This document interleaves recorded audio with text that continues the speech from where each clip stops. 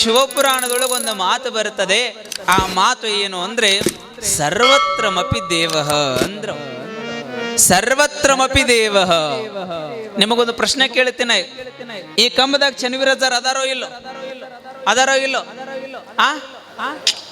ನಮ್ಮವ್ವ ಏನ್ ಚಂದ ಅವಾಗೊಂದು ಜೋರು ಚಪ್ಪಾಳೆ ಹೊಡ್ರಿ ಕಂಬದಾಗ. ಲೋಯಪ್ಪ ಎಲ್ಲಾ ಕಡೆ ಅದ ನಮ್ಮಪ್ಪ ಅನ್ನಕತ್ತಾಳ. ಸತ್ಯ ಸತ್ಯ ಸತ್ಯ. ಆದ್ರೆ ಶಿವಪುರಾಣದ ಮಾತಿನ ಅನುಗುಣವಾಗಿ ನಾನು ಮುಂದುವರಿತೇನೆ. ನಿಜ ಚನ್ನವೀರರು ಎಲ್ಲಾ ಕಡೆ ಇದ್ದಾರೆ. ಕನಕನಗಳಲ್ಲಿಯೂ, ಗಿಡಮರಗಳಲ್ಲಿಯೂ, ಕಂಬಗಳಲ್ಲಿಯೂ, ಗೋಡೆಗಳಲ್ಲಿಯೂ ಅಷ್ಟೇ ಎಲ್ಲ ನೆನೆದವರ ಮನದಲ್ಲಿಯೂ ಚನ್ನವೀರರು ಇದ್ದಾರೆ. ಮುಂದೆ ಹೇಳ್ತೀನಿ, ಮುಂದೆ ಹೊಡ್ಯಾಕತ್ತೀರಿ. ನಿಮಗೆ ಯಾವಾಗ ಹೊಡಿಬೇಕು ಅನ್ನೋದೇ ತಿಳಿಯಲ್ಲ. ಅಂದ್ರೆ ಅಷ್ಟು ಮಗ್ನರಾಗಿರಿ ಅಂತ ನೀವು ಪುರಾಣದಾಗ. ಶಿವಪುರಾಣದೊಳಗೆ ಪುರಾಣಿಕರು ಅಲ್ಲಿ ಹೇಳಕತ್ತಾರ, ಇಲ್ಲಿ ಅಲ್ಲ ಅಲ್ಲಿ ಹೇಳಕತ್ತಿದ್ರು. ಅವ್ರ ಜನಗಳಿಗೆ ಏನ್ ಹೇಳಕತ್ತಿದ್ರು? ಸರ್ವತ್ರಮಪಿ ದೇವಃ, ಎಲ್ಲಾ ಕಡೆ ದೇವರಿದ್ದಾನೆ.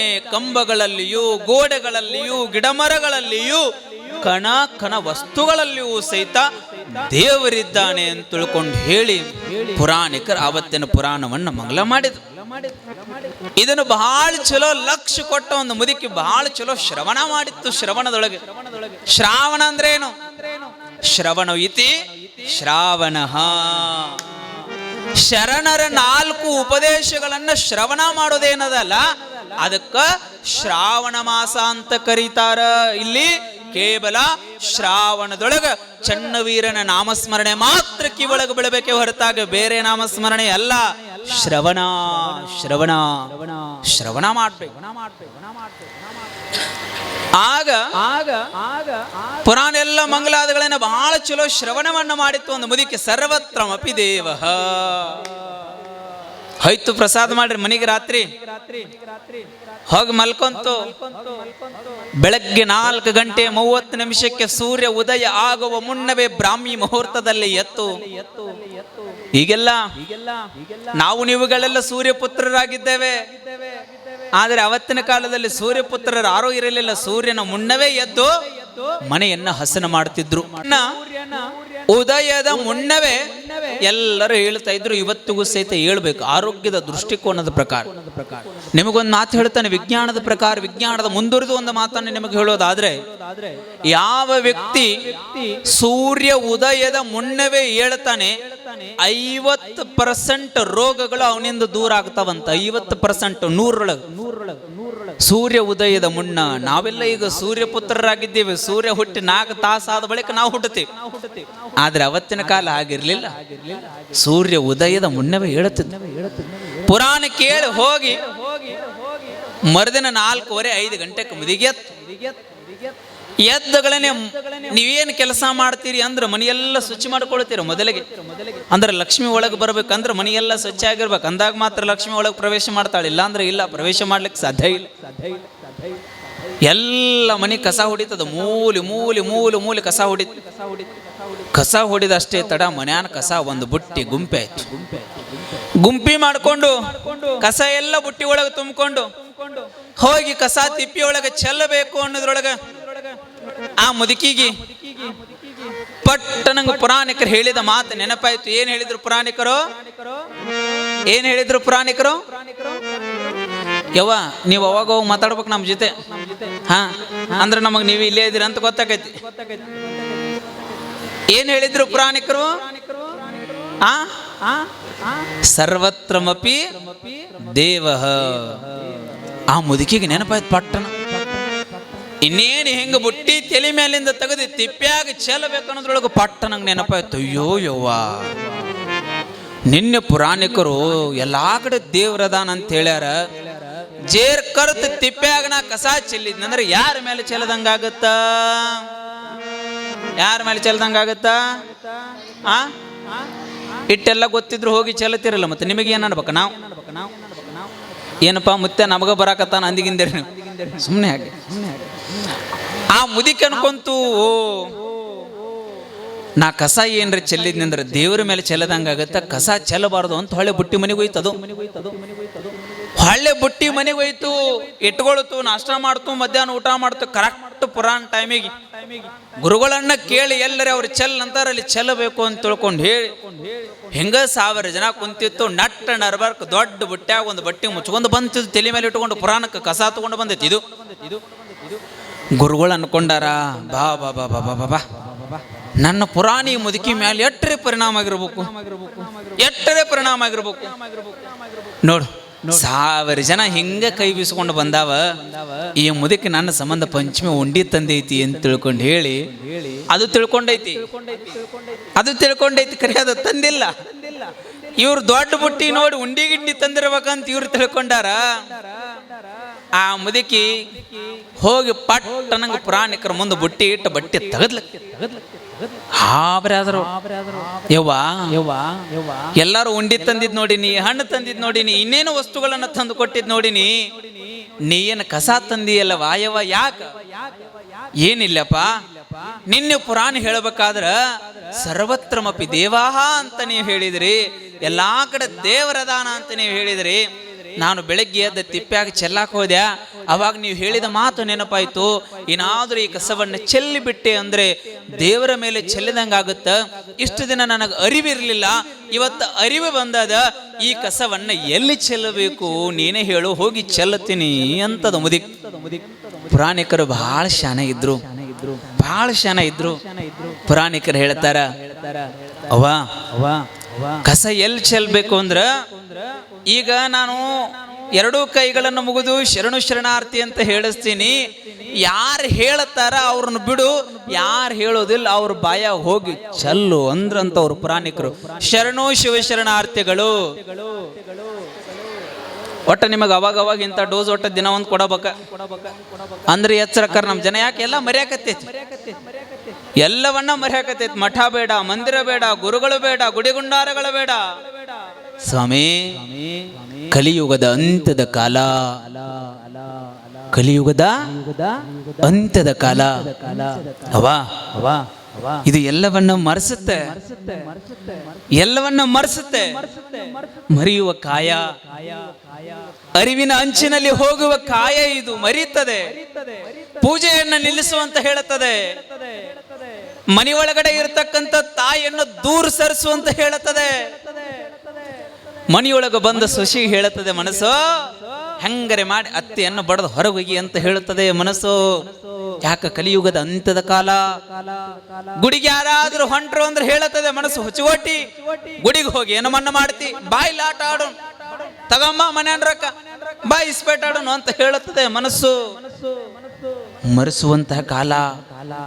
ಆದರೂ ದೇವರು ಬಹಳ ಪರೀಕ್ಷೆ ಮಾಡ್ತಾನೆ, ಬಹಳ ಪರೀಕ್ಷೆ ಮಾಡ್ತಾನೆ. ದೇವನ ಒಲುಮೆಯ ಪರೀಕ್ಷೆ ಒಳಗಡೆ ಯಾರು ಗೆಲ್ತಾರೆ ಅವರನ್ನ ಮಾತ್ರ ಗುರು ಚನ್ನವೀರ ತನ್ನ ತೊಡೆಯ ಮೇಲೆ ಅವಕಾಶ ಕೊಡ್ತಾನೆ, ಹೊರತಾಗಿ ಇಲ್ಲದ ಇದ್ರೆ ಅವಕಾಶ ಕೊಡ್ಲಿಕ್ಕೆ ಸಾಧ್ಯ ಇಲ್ಲ. ಚನ್ನವೀರನ ಅಂಗಳದಲ್ಲಿ ತೊಡೆಯಲ್ಲಿ ಹೋಗಿ ಕುತ್ಕೊಳ್ಬೇಕಂದ್ರೆ ಸಾಮಾನ್ಯ ಏನು? ಸೋಮನ ಅಡ್ಡಿ 2 ಉದ್ದಿನ ಕಡ್ಡಿ ತಂದು ಹನಿ ಮ್ಯಾಲ 3 ಬಟ್ಟಿ ಇವತ್ತಿ ಬಡ್ಕೊಂಡು ಯಪಾ ಚನ್ನವೀರ ಅಂತ ತಿಳ್ಕೊಂಡು 2 ಉದ್ದಿನ ಕಡ್ಡಿ ಬೆಳಗಿದ್ರೆ ಒಲಿಯೋದಿಲ್ಲ. ದೇವರು ಒಲಿಯಕ್ ಸಾಧ್ಯ ಇಲ್ಲ. ತೋರಿಕೆಯ ಭಕ್ತಿಗೆ ದೇವರು ಒಲಿಯಲಿಕ್ಕೆ ಸಾಧ್ಯ ಇಲ್ಲ. ನಿಜವಾದ ಅರಿವಿನ ಭಕ್ತಿ ಇದ್ದಾಗ ಮಾತ್ರ ಚನ್ನವೀರ ಒಲಿತಾನೆ, ಹೊರತಾಗಿ ತೋರಿಕೆಯ ಭಕ್ತಿಗಲ್ಲ ಸ್ವಾಮಿ, ಸಾಧ್ಯ ಇಲ್ಲ. ಗುರುವಿನ ಮೇಲೆ ಹಂಬಲ ಓಡಬೇಕು. ಗುರು ನೀ ಎಟ್ಟರೆ ಒದಿಯ ಪಾಯಪ್ಪ ಒದಿ.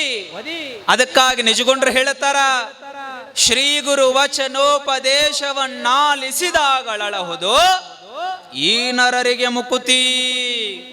ಬಹುಶಃ ಇದು ಎಳಸಂಗಿ ಅವರಿಗೆ ಅರ್ಥ ಆಗತ್ತಿದ ಪಟ್ಟಣ, ಹೌದಲ್ಲ? ನೀವೆಲ್ಲ ಶಾಸ್ತ್ರದ ಮಂದಿ.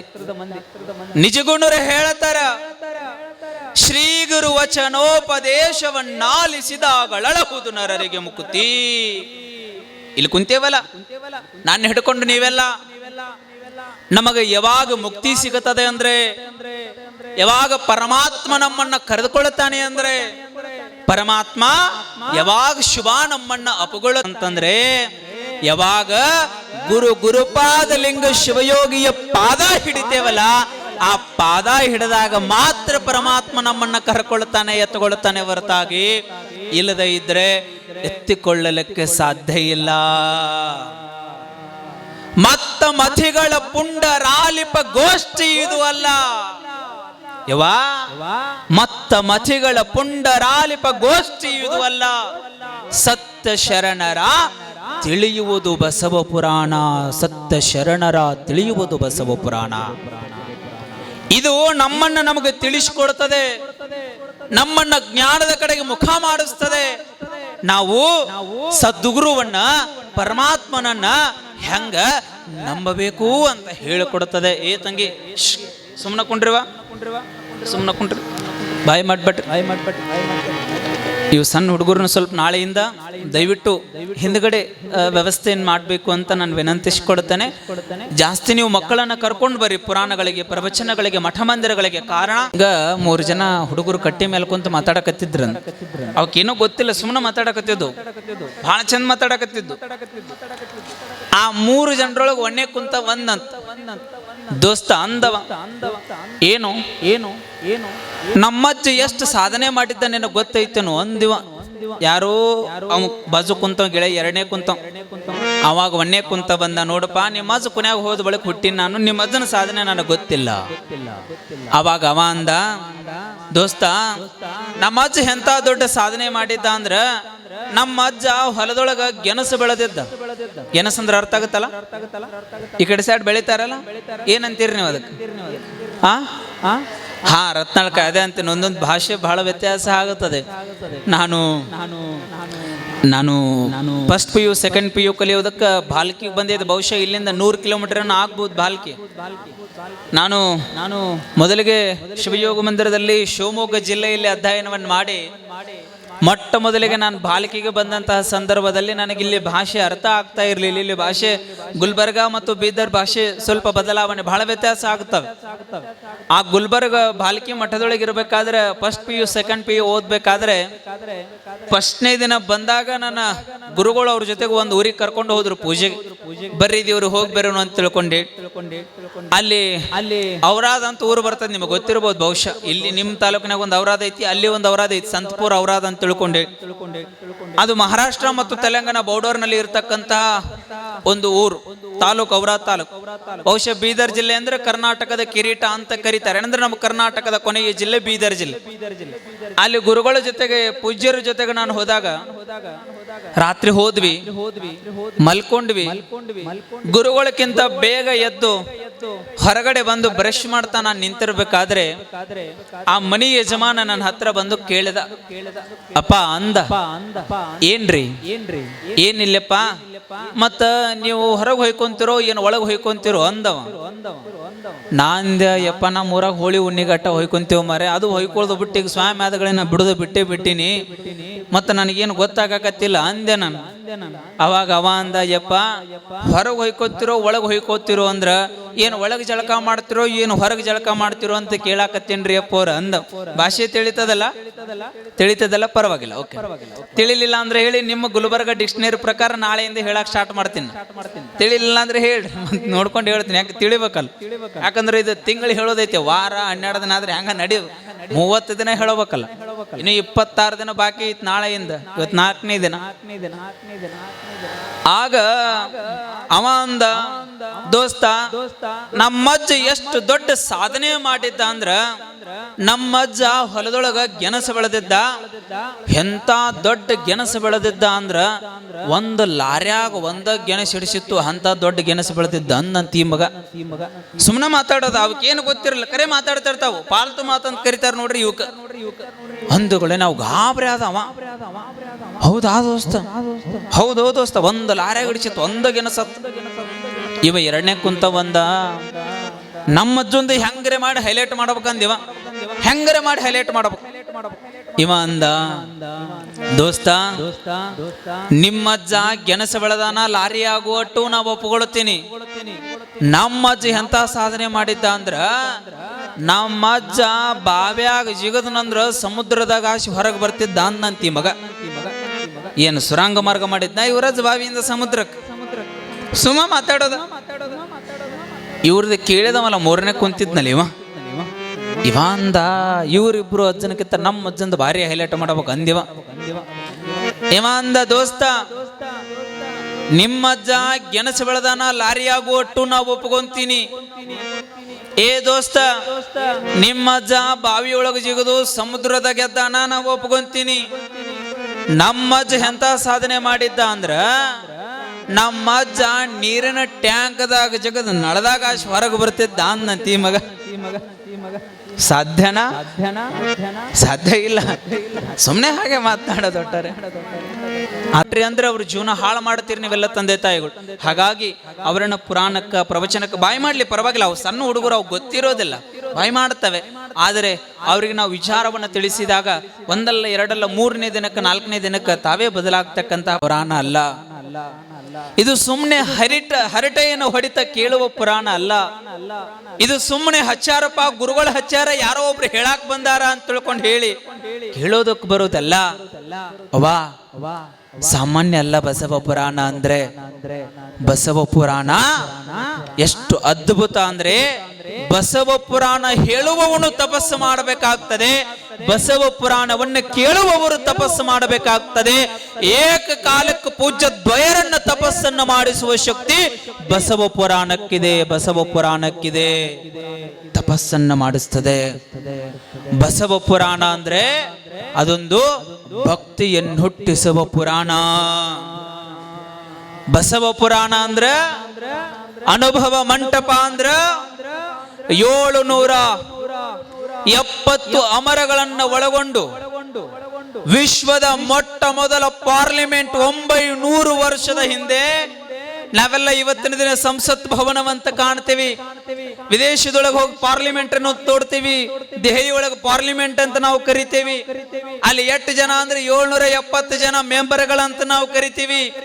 ನಿಮಗೆ ಗೊತ್ತಿರ್ಲಿ, 12ನೇ ಶತಮಾನದಲ್ಲಿ ಬಸವಣ್ಣ 900 ವರ್ಷದ ಹಿಂದೆ ಮೊಟ್ಟ ಮೊದಲಿಗೆ ಬಸವ ಪಾರ್ಲಿಮೆಂಟ್ ಅನ್ನು ಬಸವ ಕಲ್ಯಾಣದಲ್ಲಿ ಕಟ್ಟಿದ್ರು. ವಿಶ್ವಕ್ಕೆ ಮಾದರಿ ನಮ್ಮ ಬಸವ ಪಾರ್ಲಿಮೆಂಟ್ ಅನ್ನುವಂಥದ್ದನ್ನು ನಾವೆಲ್ಲರೂ ನೆನಪಿಟ್ಟುಕೊಳ್ಬೇಕು. ಅವತ್ತಿನ ಕಾಲಕ್ಕೆ ಮಾಡೆಲ್ ಅದೊಂದು ಅನುಭವ ಮಂಟಪ ಬಸವ ಪಾರ್ಲಿಮೆಂಟ್. 771 ಅಮರಗಣಗಳು, 196 ಚರಜಂಗಮರಿಗೆ ಕರುಣ ಪ್ರಸಾದ ಪ್ರತಿನಿತ್ಯ. ಸಾಧ್ಯ ಏನು? ಬಸವ ಪುರಾಣದಲ್ಲಿ ಸಾಧ್ಯ. ಅಂತ ಒಂದು ಶಕ್ತಿ ಬಸವ ಪುರಾಣದಲ್ಲಿದೆ.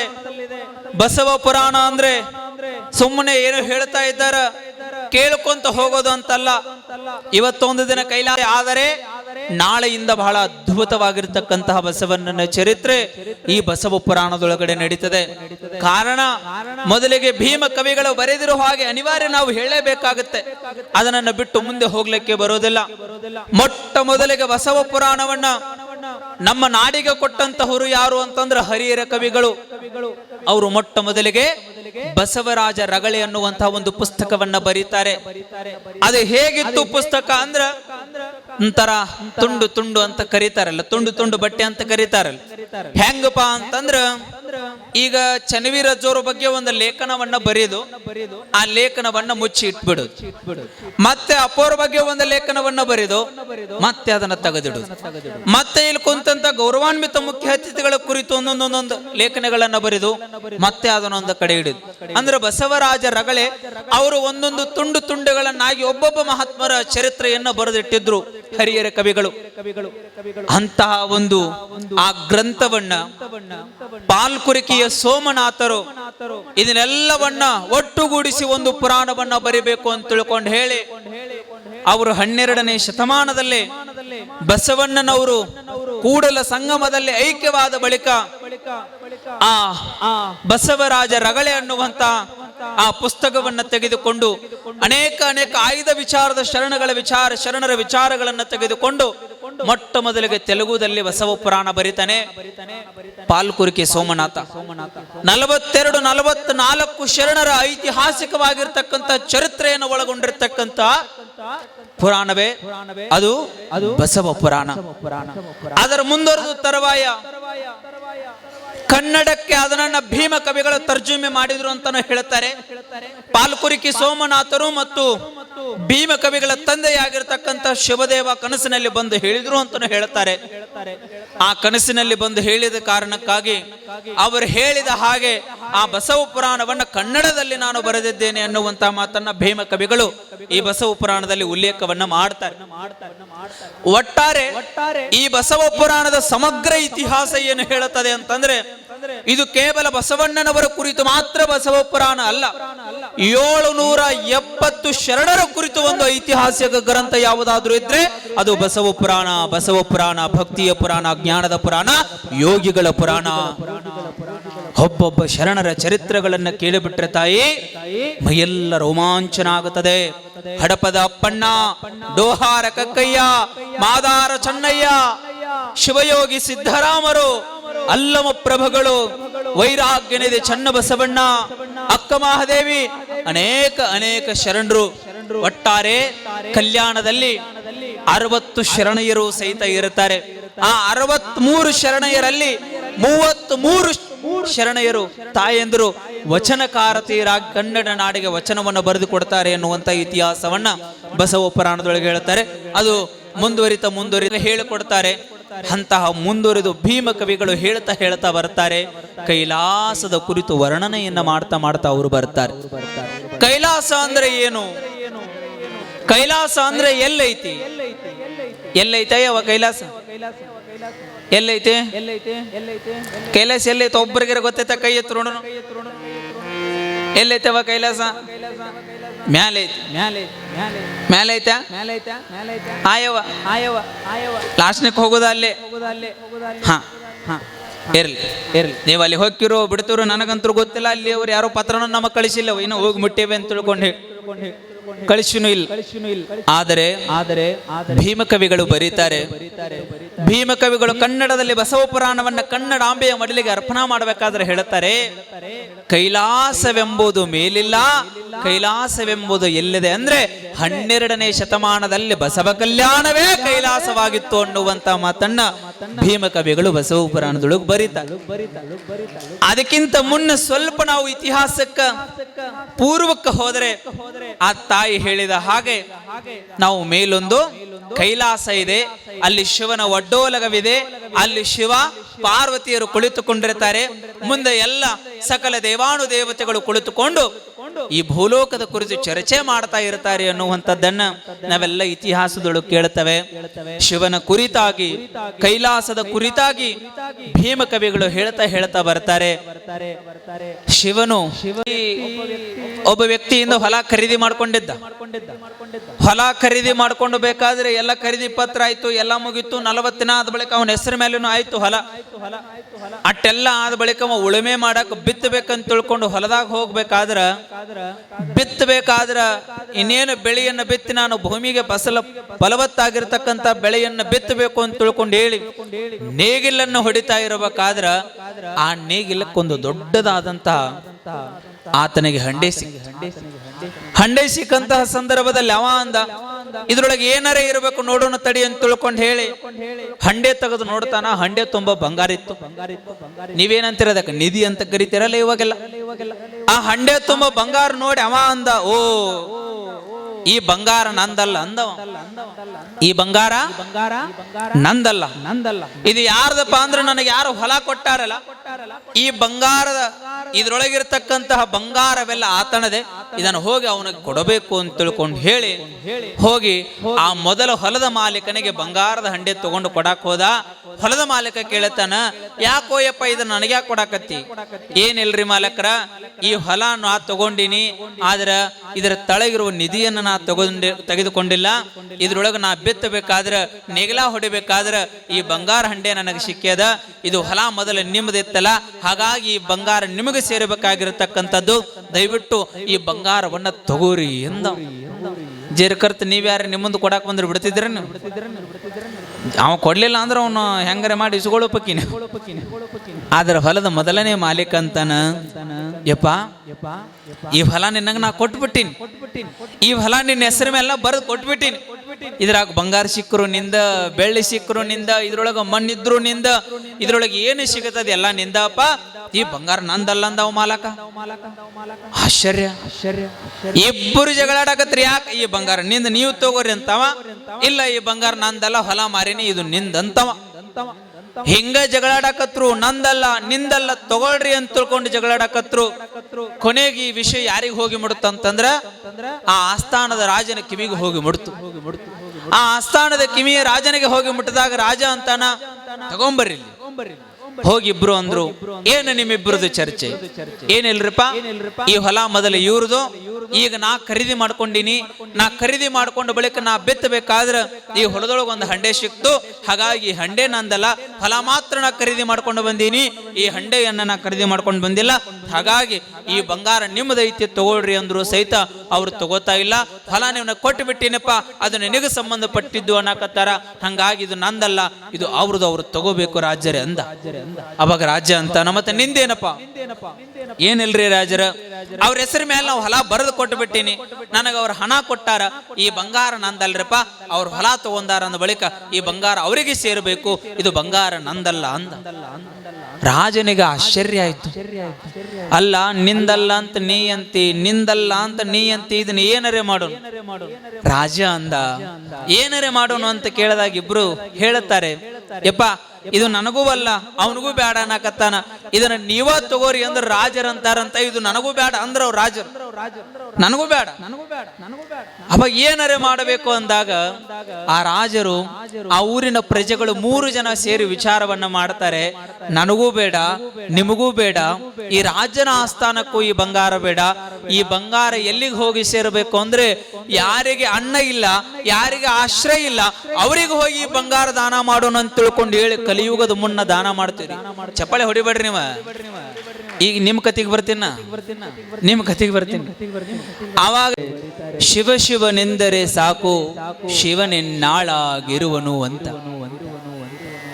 ಶಿವನನ್ನ ಒಂದು ಸಾರಿ ನೀವು ನಂಬಿ ಬಿಟ್ರೆ ಸಾಕ್ಷಾತ್ ದೇವರೇ ನೀವು ಆಗಿ ಬಿಡ್ತೀರಿ ಎನ್ನುವಂತ ಮಾತನ್ನ ಕಣ್ಣು ಕಾಣದೇ ಇರುವ ಸಂಗೀತದ ಸಾರ್ವಭೌಮ ಪಂಡಿತ ಪುಟ್ಟರಾಜ ಕವಾಯಿಗಳು ತಮ್ಮ ಒಂದು ವಚನದಲ್ಲಿ ಬರೀತಾರೆ. ಅವರೆಲ್ಲರ ಕುರಿತು ಹೇಳ್ತಾ ಕೈಲಾಸದ ವರ್ಣನೆಯನ್ನು ಮಾಡ್ತಾ ಬಂದಾಗ ಹೇಳುತ್ತಾರೆ, ದೇವನಾಗಬಹುದು, ಬಸವನಾಗಬಾರದು ನೋಡಯ್ಯ ಅಂತ. ದೇವರು ಆಗಬಹುದಂತೆ, ಆದರೆ ಬಸವಣ್ಣ ಆಗಬಾರದು ಅಂತ ತಿಳ್ಕೊಂಡು ಹೇಳ್ತಾರೆ.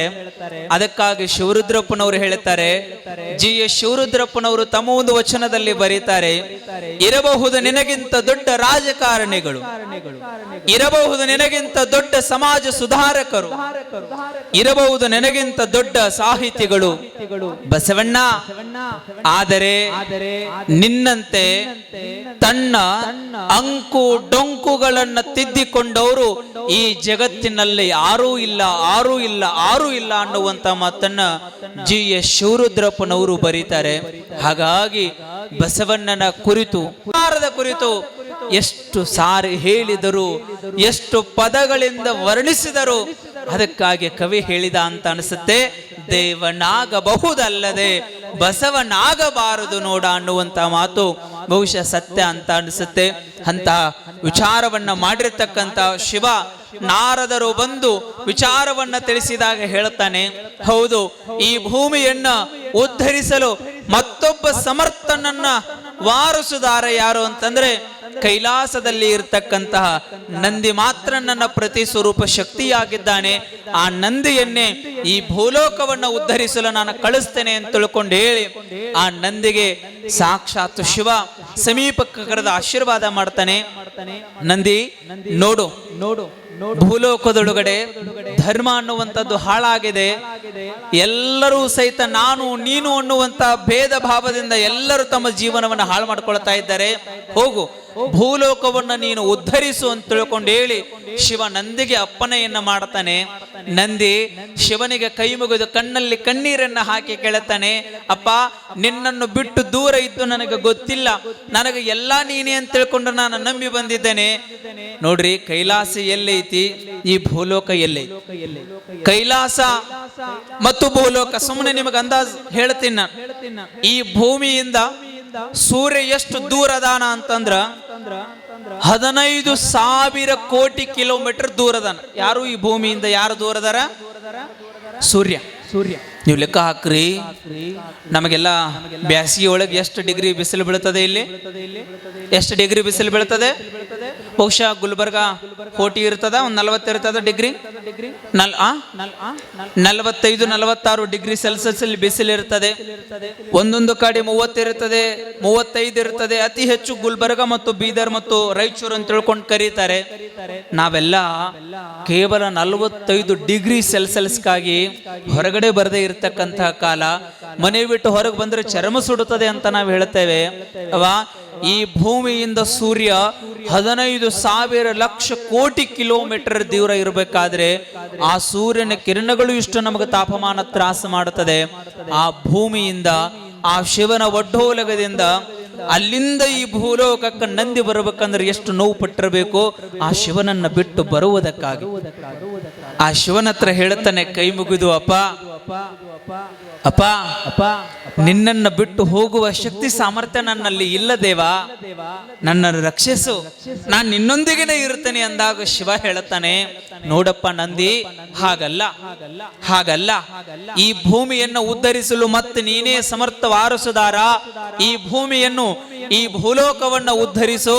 ನೀನು ಜಗಜ್ಯೋತಿ ಆಗ್ತೀಯಾ, ಜಗದ್ಗುರು ಆಗ್ತೀಯಾ, ಪೂಜ್ಯನೀಯ ವ್ಯಕ್ತಿಯಾಗಿ ಈ ಜಗತ್ತಿನಲ್ಲಿ ನೀನು ಬಾಳ್ತೀಯ. ಹೋಗು ಈ ಭೂಲೋಕವನ್ನು ಉದ್ಧರಿಸಲು. ನಿನಗೆ ಅವಾಗ ಬಂದು ನಾನು ದರ್ಶನ ಕೊಡ್ತೀನಿ. ಗುರುವಿನ ಮೂಲಕವಾಗಿ, ಜಂಗಮನ ಮೂಲಕವಾಗಿ, ನಾನು ಪ್ರಸಾದದ ಮೂಲಕವಾಗಿ, ಪಾದೋದಕದ ಮೂಲಕವಾಗಿ, ಗುರು ಲಿಂಗ ಜಂಗಮರ ಪ್ರತೀಕವಾಗಿ ಬಂದು ನಾನು ನಿನಗೆ ಅವಾಗ ಆಶೀರ್ವಾದ ಮಾಡ್ತೀನಿ. ನೀನೇನು ಹೆದರ್ಲಿಕ್ಕೆ ಹೋಗ್ಬೇಡ, ನಡಿ ಇವತ್ತೇ ನೀನು ಭೂಮಿಗೆ ಅಂತ ತಿಳ್ಕೊಂಡು ಹೇಳಿ ಆ ನಂದಿಯನ್ನ ಈ ಭೂಲೋಕಕ್ಕೆ ಕಳಿಸ್ತಾನೆ. ಆ ನಂದಿ ಈ ಭೂಲೋಕಕ್ಕೆ, ಈ ಭರತ ಖಂಡಕ್ಕೆ ಅಡಾಡಿ ಇದನ್ನೆಲ್ಲವನ್ನ ನೋಡ್ತಾನೆ. ಭಾರತ ದೇಶಕ್ಕೆ ಬರ್ತಾನೆ. ಭಾರತ ದೇಶವನ್ನ ನೋಡಿ ಬಹಳ ಆನಂದ ಅನಿಸ್ತದೆ. ಇನ್ನೆಲ್ಲಾದ್ರೂ ಹೋಗಬೇಕು ಅಂತ ತಿಳ್ಕೊಂಡು ಹೇಳಿ ಮುಂದುವರೆದು ಮುಂದೆ ಎಲ್ಲಿಗೆ ಬರ್ತಾನ ನಂದಿ ಅಂತಂದ್ರೆ ನಮ್ಮ ಕನ್ನಡ ನಾಡಿನ ಪುಣ್ಯ ಭೂಮಿಗೆ ಬರ್ತಾನೆ. ಅನೇಕ ಜನ ಸಂತರು, ಮಹಾತ್ಮರು, ಶರಣರು, ಸೂಫಿಗಳು, ದಾರ್ಶನಿಕರು ಹುಟ್ಟಿರ್ತಕ್ಕಂತಹ ಪುಣ್ಯ ಭೂಮಿ. ಅದಕ್ಕಾಗಿ ಕುವೆಂಪು ಅವರು ಹೇಳಿದ ಹಾಗೆ ಕನ್ನಡಕ್ಕಾಗಿ ಕೈ ಎತ್ತು ನಿನ್ನ ಕೈ ಕಲ್ಪವೃಕ್ಷವಾಗುವುದು ಎನ್ನುವಂತಹ ಪುಣ್ಯ ಪುರುಷರು ಜನಿಸಿರತಕ್ಕಂತಹ ಪುಣ್ಯ ಭೂಮಿಗೆ ನಂದಿ ಆಗಮನ ಆಗುತ್ತದೆ. ನಂದಿ ಅನ್ಕೊಳ್ಳುತ್ತಾನೆ, ಓ ನಾನು ಕನ್ನಡ ನಾಡಿನಲ್ಲೇ ಜನ್ಮವನ್ನ ತಾಳ್ಬೇಕು ಅಂತ ತಿಳ್ಕೊಂಡು ಸಂಕಲ್ಪವನ್ನ ಮಾಡ್ತಾನೆ. ಆ ನಂದಿ ಕನ್ನಡ ನಾಡಿನಲ್ಲಿ ಯಾವ ಜಿಲ್ಲೆಯಲ್ಲಿ ಯಾವ ಗರ್ ಮೇ ಫೋನ್ ಸೆಟ್ ಹೈ ಫಿರ್ ಭಿ ಮೈಂಡ್ ಆಫ್ ಸೆಟ್ ಹೈ. ನಮ್ಮ ಹತ್ರ ಟಿವಿ ಸೆಟ್ ಅದೆ, ನಮ್ಮ ಹತ್ರ ಫೋನ್ ಸೆಟ್ ಅದೆ, ನಮ್ಮ ಹತ್ರ 5G ಸೆಟ್ ಅದೆ, 1,00,000 2 ಲಕ್ಷ ಆಂಡ್ರಾಯ್ಡ್ ಸೆಟ್ಗಳು ನಮ್ಮ ಕೈಯಲ್ಲಿದ್ದಾವೆ. ಚೀನಾ ದೇಶ 8G ಯಲ್ಲಿದೆ, ನಾವು 5G ಯಲ್ಲಿದ್ದೇವೆ. ಅಮ್ಮ ನಿಮಗೆ ಗೊತ್ತಿರಲಿ, ನಮ್ಮ ಹತ್ರ ಟಿವಿ ಇದೆ, ಫೋನ್ ಇದೆ, ಫ್ರಿಜ್ ಇದೆ, ಮನೆ ಒಳಗಡೆ ಇನ್ನೇನು ಸಂಪತ್ ಭರಿತವಾಗಿರ್ತಕ್ಕಂಥ ವಸ್ತುಗಳಿದೆ. ಆದ್ರೆ ಕವಿ ಹೇಳುತ್ತಾನೆ ಘರ್ಮೆ ಮೈಂಡ್ ಆಫ್ ಸೆಟ್ ಹೈ.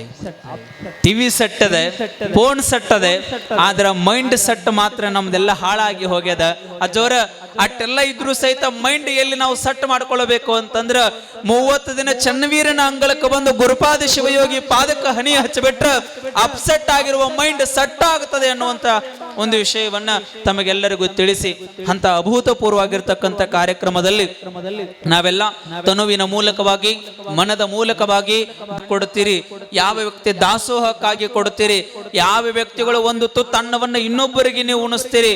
ನಿಮ್ಮ ಮನೆ ಇರುವವರೆಗೆ ಚನ್ನವೀರೇಶ ನಿಮ್ಮ ಮನೆ ಒಳಗಡೆ ಅನ್ನವನ್ನು ಕೊರತೆ ಮಾಡುವುದಿಲ್ಲ ಅನ್ನುವಂಥ ಸತ್ಯದ ಅರಿವಿನ ಪ್ರಜ್ಞೆ ವಿಚಾರ ನಮಗೆಲ್ಲರಿಗೂ ನೆನಪಿರಲಿ ಎನ್ನುವಂತಹ ಮಾತುಗಳನ್ನು ಹೇಳಿ ಒಟ್ಟಾರೆ ಹೆಚ್ಚಿನ ಜನಸಂಖ್ಯೆಯಲ್ಲಿ ತಾವೆಲ್ಲರೂ ಪ್ರಸಾದವನ್ನು ಮಾಡಿಸುವಂತಹ ಪ್ರಯತ್ನವನ್ನ ಮಾಡಬೇಕು. ಒಟ್ಟಾರೆ ನಾವೆಲ್ಲರೂ ಸೇರಿಕೊಂಡು ಅತ್ಯಂತ ಯಶಸ್ವಿದಾಯಕವಾಗಿ ಈ ಬಸವ ಪುರಾಣವನ್ನ ಮಾಡಬೇಕು. 27 ವರ್ಷದ ಇತಿಹಾಸವನ್ನ ಮರೆಸಿ 28ನೇ ವರ್ಷದ ಇತಿಹಾಸದಲ್ಲೇ ಕಲಬುರಗಿಯ ಶಹರದಲ್ಲಿ ಐತಿಹಾಸಿಕವಾಗಿರತಕ್ಕಂಥ ಬಸವ ಪುರಾಣ ಮಂಗಲ ಗುರು ಚನ್ನವೀರನ ಮಠದ ಅಂಗಳದಲ್ಲಿ ನಡಿಬೇಕು ಅಂತಕ್ಕಂಥ ಮಾತುಗಳನ್ನ ತಮಗೆಲ್ಲರಿಗೂ ಹೇಳಿ ಅಂತ ಒಂದು